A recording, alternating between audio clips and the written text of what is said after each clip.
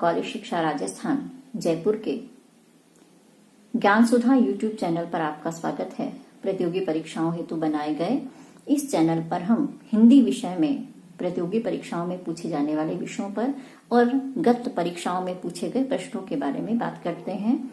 आज हम व्याख्याता परीक्षा में पूछे जाने वाले काव्य प्रयोजन विषय के संबंध में बात करने जा रहे हैं। काव्य प्रयोजन क्या है, इसके बारे में पहले हम बात कर लेते हैं। हम जानते हैं कि कोई भी काम जो है निष्प्रयोजन नहीं होता, यानी कि जब हम किसी काम को करने जाते हैं तो उसके पीछे कोई ना कोई प्रयोजन अवश्य होता है। ऐसे ही कवियों द्वारा काव्य रचना या साहित्य रचना के संबंध में भी प्रयोजन दिए गए हैं कि कवि काव्य रचना क्यों करते हैं, काव्य रचना का प्रयोजन क्या है, उसका लक्ष्य क्या है।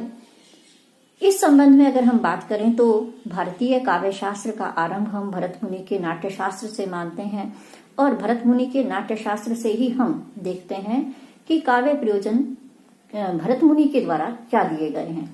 हम जानते हैं कि भरत मुनि का नाट्य शास्त्र जो है वो नाटक के संबंध में अपने क्षेत्र विषय का उत्कृष्ट ग्रंथ है।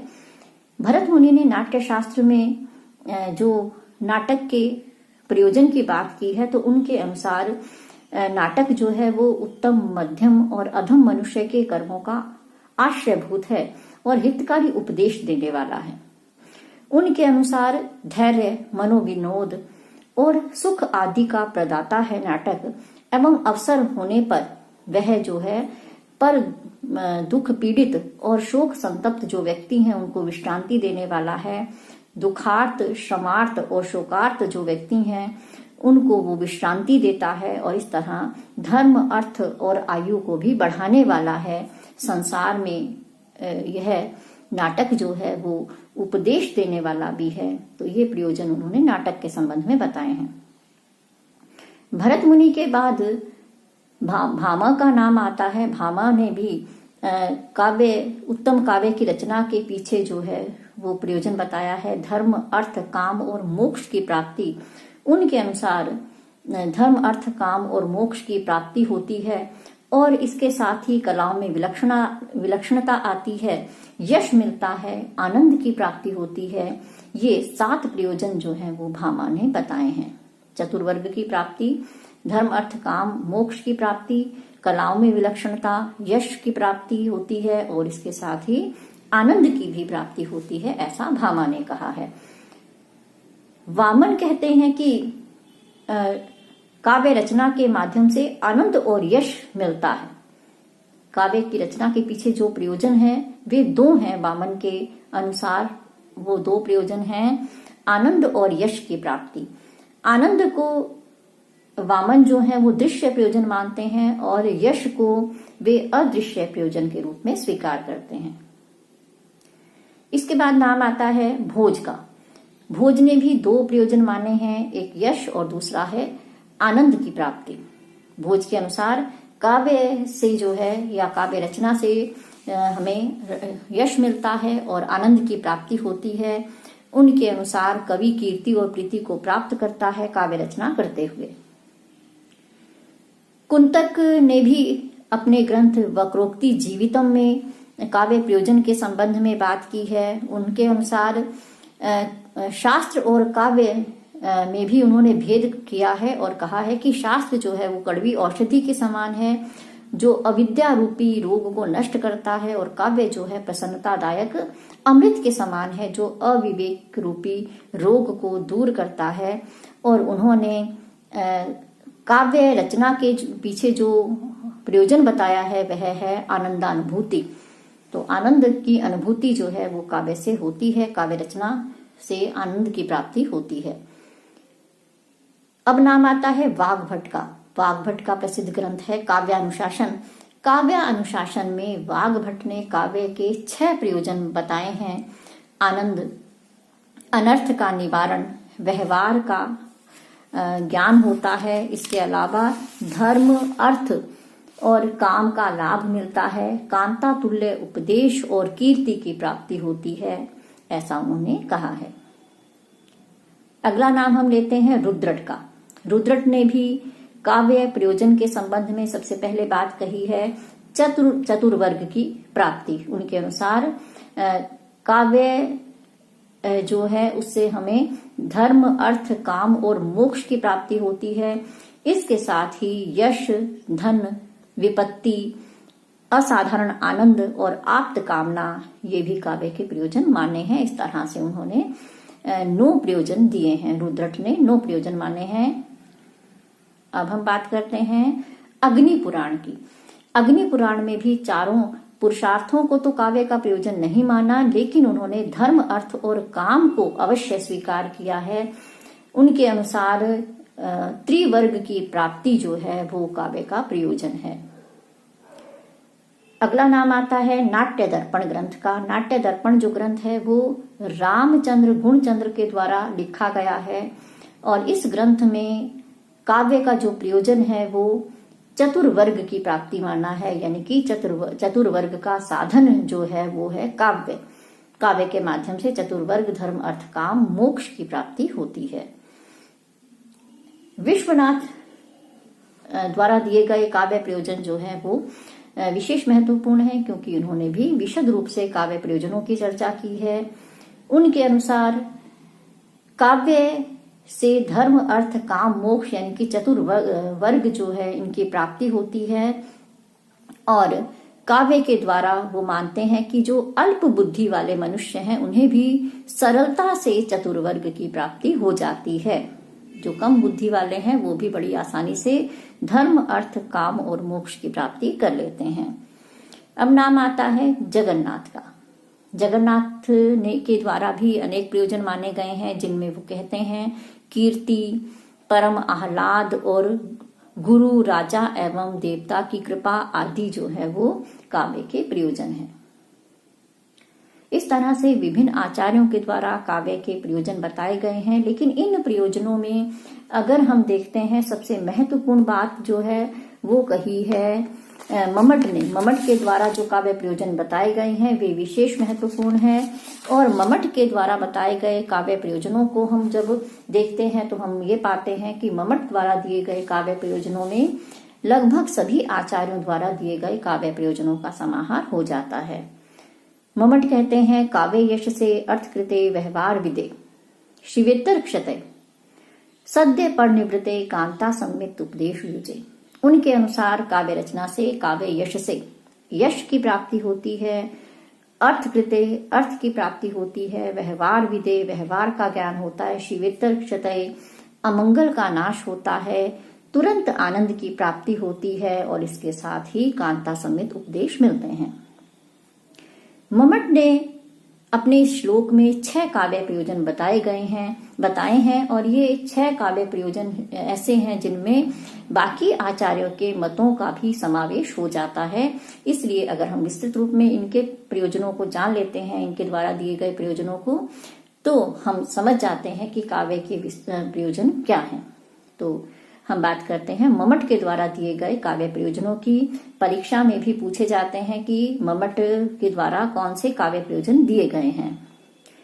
इनके श्लोक की हम बात कर लेते हैं फिर से। काव्य यश से अर्थकृते व्यवहार विदे शिवेतर क्षते सद्य परिनिवृते और कांता सम्यक उपदेश युजे। पहली बात आती है काव्य यश से। काव्य से हमें यश की प्राप्ति होती है। मम्मट मानते हैं कि काव्य रचना के द्वारा जो है यश की प्राप्ति होती है। इसके लिए उन्होंने कालिदास जैसे कवि का उदाहरण दिया है और हम भी जानते हैं कि कवि जो है काव्य रचना करके काल से परे चला जाता है, वो हर काल में पढ़ा जाता है, जाना जाता है, तो उसकी कीर्ति जो है वो हर काल में होती है। दूसरा जो काव्य प्रयोजन इन्होंने बताया है वो है अर्थकृते। काव्य रचना से अर्थ की प्राप्ति होती है, धन की प्राप्ति होती है। रीति अगर हम हिंदी साहित्य में देखते हैं अर्थ की प्राप्ति के संबंध में तो रीतिकालीन कवियों का उदाहरण हम दे सकते हैं। बिहारी इसके लिए विशेष प्रसिद्ध रहे हैं। बिहारी को अपने एक दोहे पर अशरफी इनाम में मिलती थी, ऐसा उनके संबंध में प्रसिद्ध है, हम जानते हैं ये बात। और मम्मट ने जो उदाहरण दिया है उन्होंने भी धावक कवि का उदाहरण देते हुए स्पष्ट किया है कि काव्य रचना से अर्थ की प्राप्ति होती है। अगली बात हम करते हैं लौकिक व्यवहार की का ज्ञान होता है काव्य रचना करने से। जो है मम्मट का विचार है कि काव्य की रचना करने से तथा अध्ययन करने से लौकिक व्यवहार का भी हमें ज्ञान प्राप्त होता है और अनेक प्रकार के चरित्रों और व्यवहारों को काव्य में प्रस्तुत किया जाता है। कवि एवं पाठक जो है उन्हें इन व्यवहारों का ज्ञान बड़ी ही सरलता से मिल जाता है और हम जो है सहृदय जो है वो आचार आदि का ज्ञान काव्य के माध्यम से प्राप्त कर सकते हैं। हम जानते हैं कि रामायण महाभारत जैसे काव्यों का अनुशीलन करने के बाद जो है हम ऐसा ज्ञान लौकिक ज्ञान जो है वो प्राप्त कर सकते हैं। इसके बाद आचार्य मम्मट कहते हैं शिवेत्तर क्षतय। शिव का अर्थ है मंगल, शिवेत्तर शिव से इतर, शिव से परे अर्थात अमंगल। शिवेत्तर क्षतय अमंगल का नाश होता है। काव्य रचना करने से अनिष्ट का अमंगल का निवारण होता है। मम्मट कहते हैं कि काव्यों की रचना से अनिष्ट भी दूर होते हैं। इस संबंध में मम्मट ने स्वयं मयूर नामक कवि का उदाहरण दिया है। उनके अनुसार महाकवि जब जो हमारे मयूर कवि हैं जब बाण की पत्नी के शाप से ग्रस्त हो गए थे और कुष्ठ रोग उन्हें हो गया था, तो उस कुष्ठ रोग से मुक्ति के लिए उन्होंने सूर्य शतक की रचना की थी और इस तरह से कुष्ठ रोग से मुक्ति प्राप्त की थी। हिंदी में भी हम जानते हैं कि तुलसीदास जो हैं उन्होंने भी अपनी बाहु पीड़ा से मुक्ति के लिए हनुमान बाहुक की रचना की थी। तो इस तरह से अनिष्ट के निवारण के लिए भी काव्य रचना की जाती है। काव्य रचना के माध्यम से अमंगल का अनिष्ट का भी नाश होता है। एक प्रयोजन जो मम्मट ने बताया है वो है सद्य परिनिवृत्ते। सद्य तुरंत, काव्य को पढ़ने से तुरंत आनंद की प्राप्ति होती है। काव्यों की रचना के समय तथा काव्यों की अनुभूति के समय कवि और सहृदयों को एक विशेष लौकिक आनंद की अनुभूति होती है। यह अनुभूति रस के आस्वादन से होती है। इस आनंद की अनुभूति के समय अन्य जो ज्ञान है वो तिरोहित हो जाते हैं। जैसा कि हमने रस के स्वरूप में देखा कि जब हम काव्य को पढ़ते हैं तो अन्य सारे ज्ञान तिरोहित हो जाते हैं और हम जो है कालगत, स्थानगत, व्यक्तिगत जो विशेषताएं हैं उनसे परे हो जाते हैं। मम्मट ने आनंद की अनुभूति को काव्य का प्रधान प्रयोजन माना है और इस तरह से हम जानते हैं कि काव्य से मिलने वाले आनंद को ब्रह्मानंद सहोदर कहा गया है। काव्य से जो आनंद हमें मिलता है वह ब्रह्मानंद के समान है। हमें लौकिक जो आनंद है उससे भी थोड़ा परे ले जाता है, ऐसी अनुभूति हमें कराता है, इसलिए इसे ब्रह्मानंद सहोदर कहा गया है। तो काव्य का एक प्रयोजन जो है वो है सद्य परिनिवृत्ते अर्थात तुरंत आनंद की प्राप्ति हमें हो जाती है। एक अन्य जो प्रयोजन बताया है मम्मट ने वो है कांता सम्मित उपदेश युजे। मम्मट के अनुसार काव्य का एक प्रयोजन उपदेश प्राप्त करना भी है। उपदेश 3 प्रकार के बताए गए हैं: प्रभु सम्मित उपदेश, सुहृद सम्मित उपदेश और कांता सम्मित उपदेश। प्रभु सम्मित उपदेश जिन्हें हम गुरु उपदेश के रूप में देखते हैं, जो बहुत ही कड़े उपदेश होते हैं या जिनका पालन जो है बड़ी ही कड़ाई के साथ, सख्ती के साथ करवाया जाता है। दूसरे हैं सुहृद सम्मित उपदेश जिसे हम मित्रोपदेश भी कहते हैं। एक मित्र द्वारा दूसरे मित्र को दिया गया जो उपदेश है वो सुहृद सम्मित उपदेश कहा जाता है। तीसरे प्रकार का जो उपदेश है जो हमें काव्य के माध्यम से या साहित्य के माध्यम से मिलता है उसे हम कहते हैं कांता सम्मित उपदेश।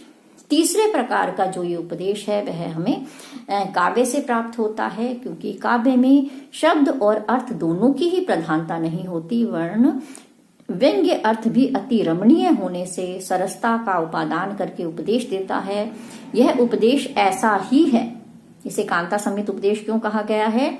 क्योंकि यह उपदेश ऐसा ही है कि जैसे कोई प्रेमिका अपने प्रेमी को प्रेम के रस से सरोबार करके उचित मार्ग की ओर प्रवृत्त करती है, इसीलिए काव्य के उपदेश को मम्मट ने कांता सम्मित उपदेश कहा है।